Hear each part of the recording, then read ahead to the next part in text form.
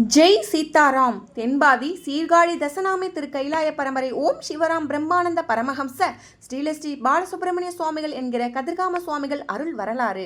ஸ்ரீ கதிர்காம சுவாமிகள் சித்தியான இடம் மிக புனிதமானது என்று கருதப்படுவதால் இங்கு வந்து வழிபடும் பக்தர்களுக்கு வேண்டுமரம் கொடுக்கும் புண்ணிய ஸ்தலங்களாக விளங்கி வருகின்றன.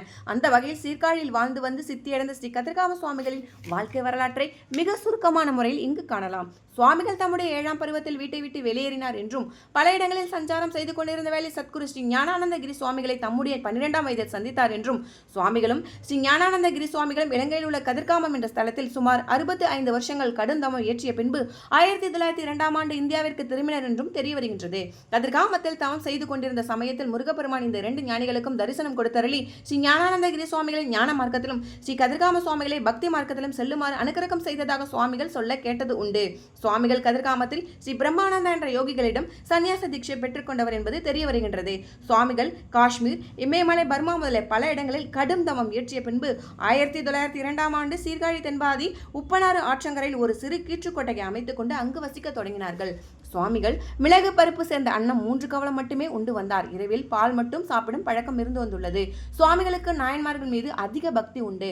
நாயன்மார்களின் திரு நட்சத்திரங்களில் அபிஷேகம், ஆராதனை முதலியவை நடக்க ஏற்பாடு செய்தார். அது இன்று வரை ஓரளவு தொடர்ந்து நடைபெற்று வருகின்றது. சுவாமிகள் 1925ஆம் வருஷம் சீர்காழி தென்பாதி பகுதியில் ஒரு முருகப்பெருமான் திருக்கோயிலை கட்டினார். 1973ஆம் ஆண்டு நவம்பரில் 2வது முறையாக கும்பாபிஷேகம் செய்தபோது இந்த விவரம் தெரிய வந்துள்ளது. இந்த கோவிலில் பழனி ஆண்டவர் பிரதான மூலஸ்தானத்திலும் விநாயகர், வேணுகோபாலன் முதலிய விக்கிரகங்கள் கூடுதலாகவும் பிரதிஷ்டை செய்யப்பட்டன. நாளடைவில் கோவில் வளர்ச்சியடைந்து அதன் சாநித்தியம் பக்தர்கள் மத்தியில் பிரபல்யம் அடைய தொடங்கியது.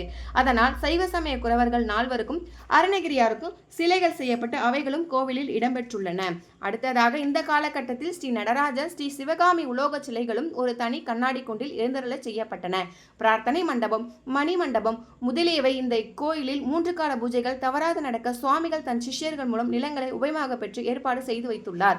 சுவாமிகள் எல்லா சித்திகளையும் தம் வசம் வைத்திருந்தார். உதாரணமாக சுவாமிகள் அடிக்கடி யாருனோ பேசுவது போல் தோன்றும். ஆனால் எதிரில் யாருமே இருக்க மாட்டார்கள். காலப்போக்கில் திரு கோவலூர் ஸ்ரீ ஞானானந்தகிரி சுவாமிகளிடம் பேசிக் கொண்டிருந்ததாக ஊகம் செய்ய முடிந்தது. ஸ்ரீ ஞானானந்தகிரி சுவாமிகள் அடிக்கடி தேவா தேவா என்று சொல்லிக் கொண்டிருந்தது போல சுவாமிகளும் அடிக்கடி அப்பனே அப்பனே என்றும் ஜெய் சீதாராம் என்று சொல்லுவதும் கூட உண்டு. சுவாமிகள் தென்பாதி முருகன் கோவிலில் உள்ள நந்தவனத்தில் இருந்த ஒரு பள்ளத்தில் அடிக்கடி அமர்ந்து ஆழ்ந்த நிஷ்டையில் இருப்பது உண்டு.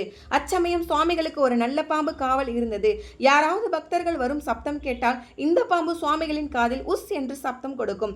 சுவாமிகளும் நிஷ்டை கலைந்து பாம்பை நீ போகலாம் என்று சொல்லிவிட்டு வெளியில் வருவார். சுவாமிகள் இந்த நில உலகத்தில் சுமார் 200 ஆண்டுகள் ஜீவித்திருந்ததாக நம்பப்படுகின்றது. சுவாமிகள் சமாதியாவதற்கு முன்தினம் நெருங்கிய பக்தர்களிடம் சூடம், சாம்பிராணி, உப்பு முதலியவைகளை வாங்கி வர சொன்னார். பலாப்பலகை ஒன்றை கிணற்றில் ஊறப்படச் சொன்னார். இப்பொருட்கள் நாளை உதவும் என்று சொன்ன சுவாமிகள் சமாதி வைக்க வேண்டிய இடத்தையும் குறிப்பினால் தெரிவித்தார். ஆனால் பக்தர்கள் யாருக்கும் சுவாமிகள் தங்களை விட்டு பிரிய போகிறார் என்ற விவரம் தெரியாமல் இருந்தனர். 19/11/1962ஆம் வருஷம் பிலவ கார்த்திகை மாதம் மக நட்சத்திரம் திங்கட்கிழமை அன்று சுவாமிகள் உட்கார்ந்த நிலையில் சமாதி ஆனார்கள். சுவாமிகள் இருந்த அறையில் வைக்கப்பட்டிருந்த சுவர்கடிகாரம் தானாகவே இரவு 12 மணிக்கு மேல் நின்றிருந்ததால் அவர் மோட்சம் அடைந்த நேரம் இந்த நேரமாக கருதப்படுகின்றது. ஜெய் சீதாராம்.